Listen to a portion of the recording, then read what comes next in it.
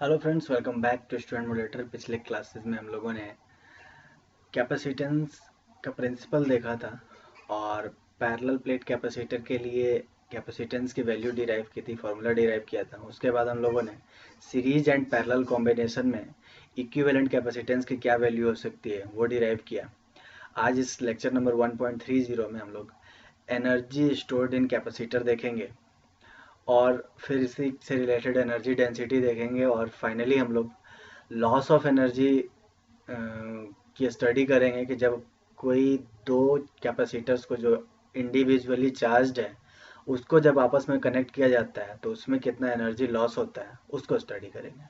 तो स्टार्ट करते हैं सबसे पहला टॉपिक से, energy stored in capacitor. Screen पर आप देख सकते हैं, the process of charging a capacitor is equivalent to transferring charge from one plate to the other of the capacitor. मतलब बेसिकली अगर हम लोग पैरेलल प्लेट कैपेसिटर की बात करें तो जो प्रोसेस होता है, चार्ज जो इसमें डेवलप होता है, इसमें पॉजिटिव चार्ज इसमें negative charge as per the applied voltage या पोटेंशियल, उसके पीछे रीजन यही होता है कि एक प्लेट से चार्ज जो है दूसरे, या एक प्लेट से इलेक्ट्रॉन जो है दूसरे प्लेट पर चला जाता है due to this induced potential या इंड्यूस्ड बैटरी। तो बेसिकली ये चार्ज का जो फ्लो होता है वो वाया दिस वायर ही होगा और ये चार्ज का फ्लो होने में कुछ ना कुछ वर्क किया गया होगा। तो वही वर्क डन बेसिकली हमारा क्या है, एनर्जी स्टोर्ड के रूप में, या इस ये ऐसा बोले कि कैपेसिटर में स्टोर्ड एनर्जी के फॉर्म में होता है। ठीक है, the moment charging starts there is a potential difference between the plates. Starting में पोटेंशियल डिफरेंस होता है, therefore to transfer the charge against the potential difference, जो ये पोटेंशियल डिफरेंस v है, इसके अगेंस्ट में हम लोग चूंकि चार्ज को एक जगह से दूसरी जगह मूव करा रहे हैं तो उस डिफरेंस के अगेंस्ट में किया गया वर्क, ठीक है, the sum work is done and that work is stored as electrostatic potential energy in the capacitor. Okay, तो एनर्जी स्टोर्ड इन कैपेसिटर के बारे में बेसिक आइडिया ये चीज समझ चुके होंगे कि स्टोर्ड एनर्जी आखिर होता क्यों है कैपेसिटर में, हम लोग क्यों इसको कंसीडर करते हैं कि एनर्जी स्टोर्ड।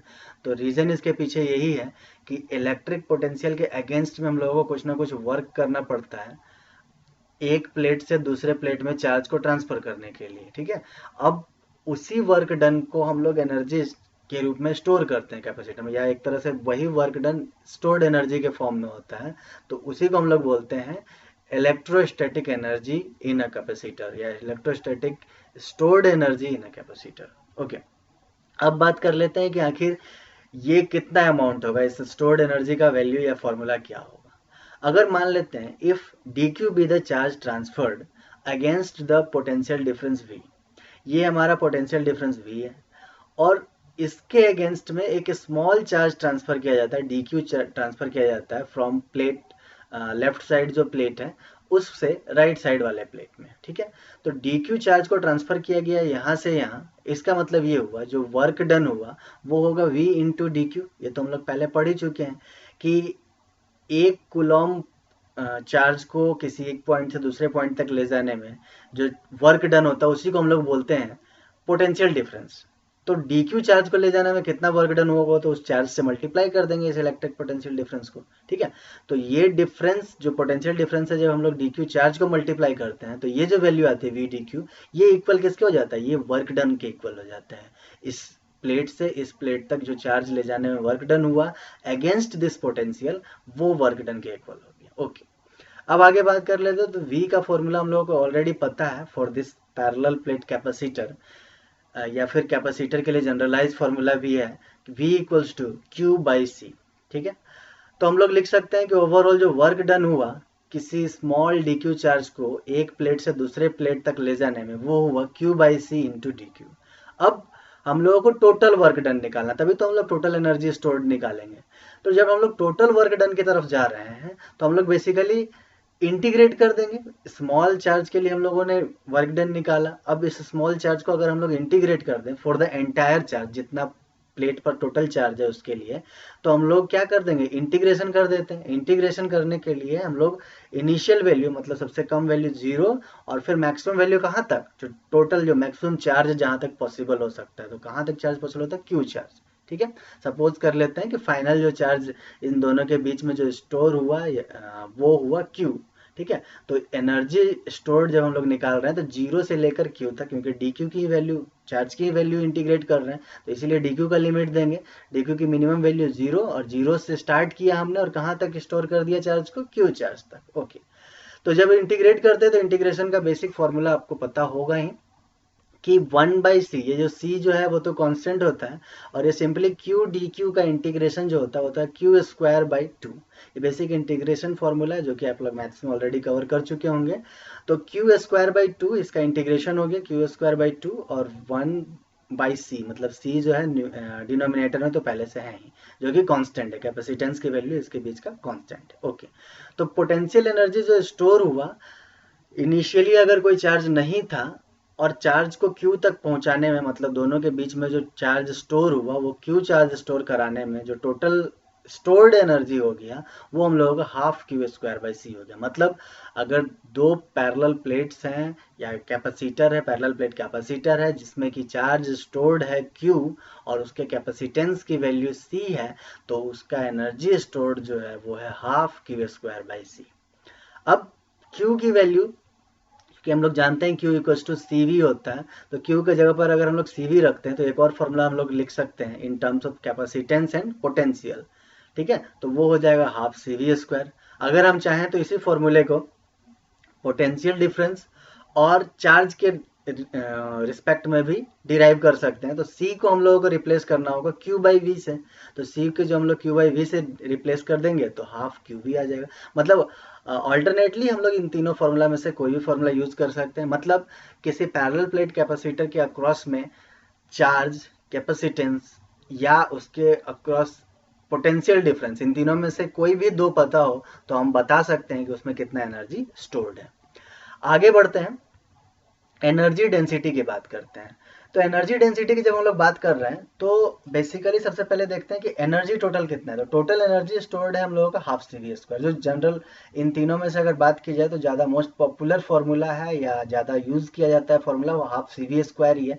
बिकॉज हम लोग उतना ज़्यादा इंटरेस्टेड नहीं होते हैं कि पैरेलल प्लेट में चार्ज कितना स्टोर्ड है, हम लोग इंटरेस्टेड होते हैं कि कैपेसिटेंस उसका कितना है और पोटेंशियल डिफरेंस कितना अप्लाई किया गया। इस कारण से ये फॉर्मूला ज़्यादा पॉपुलर है, U equals to half C V square, और बाकी सबको एक तरह से डिराइव्ड फॉर्म माना जाता है। बट हम लोग यहाँ देख चुके हैं कि मेन जो फॉर्मूला जो डिराइव हुआ वो है हाफ क्यू स्क्वायर बाई सी, और बाकी हम लोगों ने डिराइव किया है। ओके, ओवरऑल इस फॉर्मूला को ही लेकर के हम लोग आगे बढ़ेंगे और बहुत सारे इस पर बेस्ड जो फॉर्मूला होगा, कैपेसिटर पर एनर्जी स्टोर्ड से रिलेटेड जो भी फॉर्मूला होगा वो इसी फॉर्मूला से हम लोग डेरिवेशन करने की कोशिश करेंगे। ओके, तो फिलहाल हमारे पास जो एनर्जी, जो इलेक्ट्रोस्टैटिक एनर्जी था, energy stored in a capacitor, वो था हाफ सी वी स्क्वायर। अब हमें निकालना है एनर्जी डेंसिटी। एनर्जी डेंसिटी निकालने का मतलब हुआ कि ये जो पैरेलल प्लेट कैपेसिटर है ये जितना वॉल्यूम कवर कर रहा है, इस वॉल्यूम से अगर हम लोग डिवाइड दे दें तो हम लोग को एनर्जी डेंसिटी मिल जाएगा। तो टोटल एनर्जी स्टोर्ड है हाफ सी वी स्क्वायर, और इस पैरेलल प्लेट कैपेसिटर का जो वॉल्यूम है वो कितना होगा, तो एरिया इंटू इसके बीच का जो डिस्टेंस होगा, ये जो प्लेट्स है, प्लेट्स का एरिया इंटू इसके बीच का डिस्टेंस से मल्टीप्लाई कर देंगे तो पूरा वॉल्यूम मिल जाएगा इस पैरेलल प्लेट कैपेसिटर का। तो इस कारण से हम लोग किससे डिवाइड देंगे, ए इंटू डी। ओके, अगर हमको डेंसिटी चाहिए तो A इंटू डी से डिवाइड दे देंगे, U by A D. Basically हमको इसका फॉर्मूला चाहिए, यही हम लोगों का क्या हो जाएगा, एनर्जी डेंसिटी। अब इसको देखते हैं कि ये हम लोग U बाई ए डी का वैल्यू कैसे निकाल सकते हैं। तो C को हम लोगों ने क्या किया, C जो हम लोग पढ़ चुके हैं epsilon not A by D या A into epsilon not by D, तो C को हम लोग रिप्लेस कर सकते हैं A एप्सिलॉन बाई डी से। V का फॉर्मूला हम लोग जानते हैं E इंटू डी के, ऑलरेडी ये सब चीज़ें हम लोग पहले पढ़ चुके हैं तो बार बार डिस्कशन करने की जरूरत नहीं है। V को हम लोग रिप्लेस कर सकते हैं E इंटू डी से, और C को रिप्लेस कर सकते हैं A epsilon not by D से। रिप्लेस करने के बाद मतलब यहाँ पे इस इक्वेशन में पुट कर देते हैं, पुट करने के बाद हम लोगों को ये फॉर्मूला मिल जाता है half epsilon not A D into E square. क्योंकि एनर्जी डेंसिटी चाहिए तो इसलिए हम लोग ए डी से डिवाइड दे देंगे, जो अभी हमने बताया कि वॉल्यूम से डिवाइड दे देंगे। वॉल्यूम से डिवाइड देते ही हमारे पास फॉर्मूला आ जाएगा half epsilon not E square, यही होता है एनर्जी डेंसिटी। ठीक है, तो एनर्जी डेंसिटी का फॉर्मूला हम लोगों को मिल गया half epsilon not E square, मतलब इतना जूल पर मीटर क्यूब, पर क्यूबिक मीटर वॉल्यूम में इतना एनर्जी स्टोर्ड होगा किसी भी कैपेसिटर के लिए। ओके, तो energy density is generalized as energy per unit volume of the field, ये तो हम लोग पहले पढ़ ही चुके हैं। तो अगर किसी पर्टिकुलर रीजन में, इसी पैरेलल प्लेट कैपेसिटर के किसी पर्टिकुलर रीजन में अगर हम लोग को एनर्जी स्टोर चाहिए होगा तो काफ़ी इजीली हम लोग निकाल सकते हैं, क्योंकि अब तो हम लोग को एनर्जी डेंसिटी मिल गया, बस वॉल्यूम से मल्टीप्लाई करना है और जिस रीजन में टोटल एनर्जी निकालना है वहाँ निकाला जा सकता है। तो दो फॉर्मूला हम लोगों ने देख लिया, एक तो total energy stored U equals to half C V square, और एक फॉर्मूला देख लिया एनर्जी डेंसिटी का जो है half epsilon not E square, basically ये जूल पर मीटर क्यूब है, मतलब एनर्जी स्टोर्ड पर यूनिट वॉल्यूम है। अब बात कर लेते हैं कि जब सीरीज में बहुत सारे कैपेसिटर्स को कंबाइन किया जाता है तब टोटल एनर्जी स्टोर्ड कितना होगा, और पैरेलल में जब कंबाइन किया जाता है तब कितना होगा। तो पहले सीरीज की बात करते हैं। सीरीज में टोटल कैपेसिटेंस की वैल्यू जो इक्विवेलेंट कैपेसिटेंस की वैल्यू हम लोग ऑलरेडी डिराइव कर चुके हैं पिछले क्लास में, 1/c equals to 1/c1 plus 1/c2 plus so on. ठीक है, इस तरह से रेसिप्रोकल ऑफ कैपेसिटेंस को हम लोग ऐड कर देते हैं तो हम लोगों को इक्विवेलेंट रेसिप्रोकल ऑफ कैपेसिटेंस मिल जाता है। ठीक है, अब इस फॉर्मूले में हाफ क्यू स्क्वायर बाई सी है, मतलब 1/c का बेसिकली फॉर्मूला हम लोगों को निकलना है, क्योंकि वो उसी के अकॉर्डिंग क्यू तो सेम होगा, सीरीज में तो चार्ज सेम होता है, ये तो हम लोग जान रहे हैं। ध्यान देना है कि हमारे पास तीन formula, half Q square by C, half C V square और हाफ क्यू वी। जब हम लोग क्यू वी की बात करेंगे तो सीरीज के केस में क्यू कांस्टेंट होता है और वी चेंज होता है, वी अलग अलग होता है, जो कि हम लोग पिछले क्लास में पढ़ चुके हैं। देखिए फिर से मैं डायग्राम दिखा देता हूँ। सीरीज के केस में चार्ज जो है वो सब में सेम था, पोटेंशियल अलग अलग था, पोटेंशियल डिफरेंस। ओके, पैरेलल के केस में पोटेंशियल डिफरेंस सेम था, चार्ज अलग अलग था। ठीक है, तो जिसमें जो कांस्टेंट रहे उसी फॉर्मूला को हम लोग यूज करेंगे उसके केस में। मतलब कहने का ये है कि क्यूबी को एक साथ ना यूज करके हम लोग जैसे बात कर ले रहे हैं हम लोग अभी सीरीज की, तो सीरीज में चार्ज कांस्टेंट है, इसलिए हम लोग ये फॉर्मूला यूज कर रहे हैं हाफ क्यू स्क्वायर बाई सी, ताकि क्यू जो है कांस्टेंट रहे और 1/c का हम लोग फॉर्मूला लिख सकें। उसी तरह से पैरेलल की जब हम लोग बात करेंगे तो पोटेंशियल कांस्टेंट रहेगा, तो ये वाला फॉर्मूला यूज कर लेंगे। राइट, तो सीरीज की बात कर रहे थे इसलिए हम लोग ये फॉर्मूला यूज कर रहे हैं हाफ क्यू स्क्वायर बाई सी, और 1/c का हम लोग ऑलरेडी फॉर्मूला जान रहे हैं तो पुट कर दिया हम लोगों ने 1/c1 plus c2 so on. Okay, तो ओवरऑल टोटल स्टोर्ड एनर्जी मिल गया हम लोगों को half Q square into 1/c1 1/c2 1/c3 and so on. अब इंडिविजुअली अगर बात की जाए तो half Q square by C one किसका एनर्जी स्टोर्ड होगा, तो U1 मतलब कैपेसिटर 1 में जो एनर्जी स्टोर्ड होगा उसकी वैल्यू होगी half Q square by C two capacitor, क्योंकि क्यू की तो वैल्यू सबके लिए सेम है, तो इस तरह से हम लोगों को अलग अलग अगर एनर्जी स्टोर्ड मिल गया, अलग अलग एनर्जी स्टोर्ड मिल गया किसी सीरीज कॉम्बाइंड कैपेसिटर्स के लिए, तो सबको सम कर देंगे तो टोटल एनर्जी स्टोर्ड मिल जाएगा। ठीक है, so the total energy stored in the system is the sum of energy stored in the individual capacitor. किसके लिए बात कर रहे हैं, सीरीज कॉम्बिनेशन के लिए। अब हम लोग पैरेलल कॉम्बिनेशन के लिए देखते हैं। पैरेलल कॉम्बिनेशन की बात की जाए तो फिर से वही formula C equals to C1 plus C2 plus C3। Parallel में क्या होता है, कैपेसिटर सारा सम हो जाता है। ओके, और हम लोग फॉर्मूला कौन सा यूज करेंगे, half C V square, because parallel में पोटेंशियल डिफरेंस कांस्टेंट होता है। अब ये वी स्क्वायर कॉमन आ गया, सी के जगह पर हम लोगों ने ये फॉर्मूला रख दिया। अब इसके केस में भी देखिए तो C1 V square, half C1 V square किसका एनर्जी स्टोर्ड है, फर्स्ट वाले कैपेसिटर का U1। इसी तरह से half C2 V square second वाले कैपेसिटर का U2 एंड सो ऑन। तो इस तरह से हमारे पास U1 U2 U3 so on UN तक टोटल अलग अलग एनर्जी स्टोर्ड मिल गया in the parallel combination of capacitors. मतलब सभी कैपेसिटर्स का अगर इंडिविजुअल एनर्जी स्टोर्ड इतना है तो टोटल एनर्जी स्टोर्ड उन सब का सम होगा। So the total energy stored in the system is the sum of energy stored in the individual capacitor. तो चाहे हम लोग सीरीज कॉम्बिनेशन की बात करें या फिर हम लोग पैरेलल कॉम्बिनेशन की बात करें, दोनों के केस में टोटल एनर्जी स्टोर्ड जो है वो इंडिविजुअल जो एनर्जी स्टोर्ड है कैपेसिटर्स में उसके सम के इक्वली होता है। अब बात कर लेते हैं लॉस ऑफ एनर्जी की। तो बेसिकली हम लोग क्या करते हैं, दो कैपेसिटर लेते हैं। ओके, एक जैसे डायग्राम यहाँ पर देख सकते हैं, एक C1 है और एक C2 है, दो कैपेसिटर है। इंडिविजुअली दोनों कैपेसिटर पहले कनेक्टेड नहीं थे, पहले अलग अलग थे और दोनों पे चार्ज जो था Q1 Q2 था रिस्पेक्टिवली, और एक पर जो चार्ज मतलब पोटेंशियल जो दोनों पे था वो V1 और V2 था। मतलब C1 पर चार्ज Q1 और उसके अक्रॉस में potential difference V1, similarly C2 पर चार्ज Q2 और उसके अक्रॉस में पोटेंशियल डिफरेंस V2। ठीक है, अब इन दोनों कैपेसिटर को हम लोग क्या कर रहे हैं, एक दूसरे से कनेक्ट कर रहे हैं, तो ऑब्वियसली पैरेलल कनेक्शन जैसा ही कुछ ऐसा ही होगा। ठीक है, जब दोनों को कनेक्ट कर देंगे, दोनों के लेफ्ट साइड वाले प्लेट्स को एक साथ और राइट साइड वाले को प्लेट्स को एक साथ, तो इस तरह का कुछ कॉम्बिनेशन मिलेगा। बेसिकली ये पैरेलल कॉम्बिनेशन ही होगा। ओके, तो इसको कनेक्शन की वजह से अब क्या होगा, अब इन दोनों का जो टोटल कैपेसिटेंस है, जो कि पैरेलल में कनेक्टेड है, तो इंडिविजुअल कनेक्शन की वजह से, पैरेलल में कॉम्बिनेशन कनेक्शन की वजह से जो इक्विवेलेंट कैपेसिटेंस आया वो कितना होगा, दोनों का सम होगा। ये तो हम लोग पैरेलल कॉम्बिनेशन में देख ही चुके हैं। तो टोटल कैपेसिटेंस की वैल्यू हो गई C1 प्लस C2, और मान लेते हैं इस पूरे सिस्टम का अब जो पोटेंशियल डिफरेंस रहा वो V रहा, ठीक है। तो जो नेट चार्ज जो स्टोर होगा वो C1 plus C2 into V, ये टोटल चार्ज स्टोर होगा। और पहले से जो चार्ज था वो कितना था, Q1 की बात करें तो C1 V1 के इक्वल होगा, और Q2 की बात करें तो C2 इंटू V2 के इक्वल होगा। तो ये पहले से चार्ज स्टोर था C1 V1 और C2 V2, और अब जो टोटल कनेक्शन के बाद जो चार्ज है वो है C1 plus C2 into we. तो ये जो चार्ज जो था वो चार्ज तो कंजर्व्ड रहता है, मतलब दोनों को कनेक्शन की वजह से क्या हुआ होगा, एक का चार्ज दूसरे चार्ज में ट्रांसफर हो सकता है, ठीक है।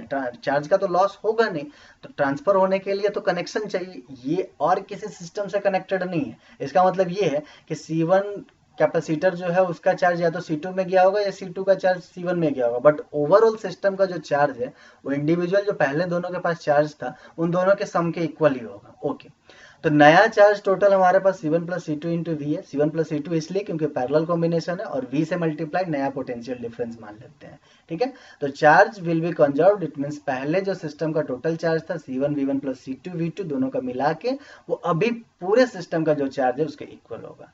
तो इससे फॉर्मूला हम लोगों को V का मिल गया, मतलब नया जो इन दोनों प्लेट्स के बीच का जो पोटेंशियल डिफरेंस है उसका फॉर्मूला मिल गया हमको C1 V1 plus C2 V2 divided by C1 plus C2। अब आगे बात करते हैं। तो टोटल एनर्जी बिफोर शेयरिंग, मतलब जब ये दोनों अलग अलग थे, C1 और C2 जब दोनों अलग अलग थे, तो उसके केस में सबसे पहले एनर्जी स्टोर्ड कितना था, तो उस समय था half C1 V1 square plus half C2 V2 square. Of course इसकी बात की जाए तो इसके क्रॉस में पोटेंशियल डिफरेंस था V1, तो हाफ C1 V1 स्क्वायर इसके लिए मिल गया। और उसी तरह से C2 की बात की जाए तो इसके क्रॉस में पोटेंशियल डिफरेंस V2 था, तो उसकी वजह से हाफ C2 V2 स्क्वायर मिल गया। और फिर दोनों को सम कर देंगे तो ये टोटल दोनों सिस्टम का, मतलब अलग अलग जब थे दोनों, तब उस समय टोटल एनर्जी था दोनों का मिला करके वो इतना एनर्जी था स्टोर्ड। अब आफ्टर कनेक्शन, मतलब शेयरिंग के बाद जब दोनों को कनेक्ट कर दिया गया, तो उसके बाद अब जो एनर्जी स्टोर्ड हो गया वो कितना हो गया, C1 प्लस C2, मतलब जो नया कैपेसिटेंस है वो कितना है, C1 प्लस C2 है, और नया पोटेंशियल डिफरेंस V है, तो half C1 plus C2 into V square के इक्वल हो जाएगा। और फिर फर्दर हम लोग V का जो ये फॉर्मूला निकालें, इस वैल्यू को यहाँ रख देंगे, और फिर हम लोग क्या करेंगे, ये जो फाइनल स्टोर्ड एनर्जी है उसमें से इनिशियल स्टोर्ड एनर्जी में से फाइनल स्टोर्ड एनर्जी को माइनस करते हैं, तो हम लोग ये देखते हैं कि ऐसा कुछ रिजल्ट आता है। ये आपका टास्क रहेगा, आप सिंपल कैलकुलेशन है, सिंपली इसको V का वैल्यू जो है यहाँ से रख देना है, ये C1 V1 plus C2 V2 divide by C1 plus C2 इस इक्वेशन में। और फिर आप देख सकते हैं C1 प्लस C2 जो है वो कैंसिल आउट हो जाएगा, और फिर हमारे पास एक होल स्क्वायर का टर्म होगा जिसको कि हम लोग माइनस करेंगे, तो माइनस करने के बाद कुछ ऐसा रिलेशन हमारे पास आ जाएगा। ओके, तो जब इनिशियल में से फाइनल एनर्जी को माइनस कर रहे हैं तो ऐसा कुछ फाइनल रिजल्ट आ रहा है हमारा। अब इस रिजल्ट की बात कर रहे हैं, तो ये C1 C2 of course positive values है, ये भी पॉजिटिव वैल्यू है। V1 माइनस V2 पॉजिटिव या नेगेटिव हो सकता है, बट जैसे ही हम इसका स्क्वायर करेंगे तो उसकी वैल्यू भी क्या आएगी, पॉजिटिव ही आएगी। यानी ओवरऑल इस पूरे टर्म की बात की जाए तो पूरा टर्म जो है वो पॉजिटिव है, यानी UI minus UF is greater than 0। It means UI जो है UF से बड़ा है, यानी इनिशियल जो स्टोर्ड एनर्जी था वो फाइनल स्टोर्ड एनर्जी से ज्यादा है। It means there is some loss of energy when two charge capacitors are connected together. क्योंकि इनिशियल एनर्जी ज्यादा है फाइनल एनर्जी से, इसका मतलब कुछ ना कुछ एनर्जी लॉस हुआ है। अब वो एनर्जी लॉस हुआ तो गया कहाँ, क्योंकि एनर्जी के बारे में तो हम लोग जानते हैं कि energy is conserved in nature, ठीक है, कंजर्वेशन होता है, मतलब नाइदर क्रिएटेड नॉट डिस्ट्रॉयड।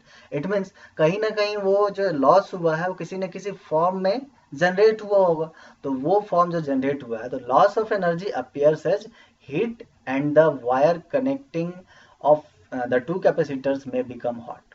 इसका मतलब ये हुआ, ये जो कनेक्टिंग वायर्स है ये थोड़ी देर के लिए गर्म हो जाएंगे due to this loss in energy. जो लॉस इन एनर्जी है वो हीट के फॉर्म में रिलीज होता है। ओके, तो आई होप ये आपको एनर्जी लॉस का कॉन्सेप्ट और एनर्जी स्टोर्ड इन कैपेसिटर का कॉन्सेप्ट बहुत अच्छे से समझ में आया होगा। इस फॉर्मूले को याद रख लीजिए, बिकॉज ये फॉर्मूला एग्जाम में बहुत सारे न्यूमेरिकल्स में यूज आता है। उसके बाद टोटल एनर्जी स्टोर्ड जो है वो हम लोगों को पता चल ही चुका है कि चाहे सीरीज की बात करें या पैरेलल की बात करें, जो टोटल एनर्जी स्टोर्ड है वो इंडिविजुअल एनर्जी स्टोर्ड के सबके सम के इक्वल होता है। और फिर हम लोगों ने लॉस ऑफ एनर्जी को भी देख लिया कि कैपेसिटर, जब दो कैपेसिटर्स को अलग अलग चार्ज कैपेसिटर्स हैं उसको अगर हम लोग कनेक्ट कर दे आपस में शेयरिंग ऑफ चार्ज के लिए, तो उसके केस में कुछ एनर्जी का लॉस होता है, और वो लॉस उस कनेक्टिंग वायर से जो हीट निकलता है उसके फॉर्म में रिलीज होता है। सो आई होप ये वीडियो काफ़ी पसंद आया होगा और सब कुछ समझ में आया होगा। आने वाले क्लास में मैं कुछ और टॉपिक्स इससे रिलेटेड कवर करूँगा। Till that time keep watching, and कोई भी रिलेटेड डाउट्स हो इस पूरे वीडियो लेक्चर से तो आप इसके कमेंट बॉक्स में डाल सकते हैं। डिस्क्रिप्शन में मैं इससे रिलेटेड कुछ क्वेश्चंस अपलोड करूंगा जिसको जरूर से जरूर सॉल्व कीजिए, और उसके सॉल्यूशंस भी उसके साथ अवेलेबल होंगे। Thank you so much for watching this video.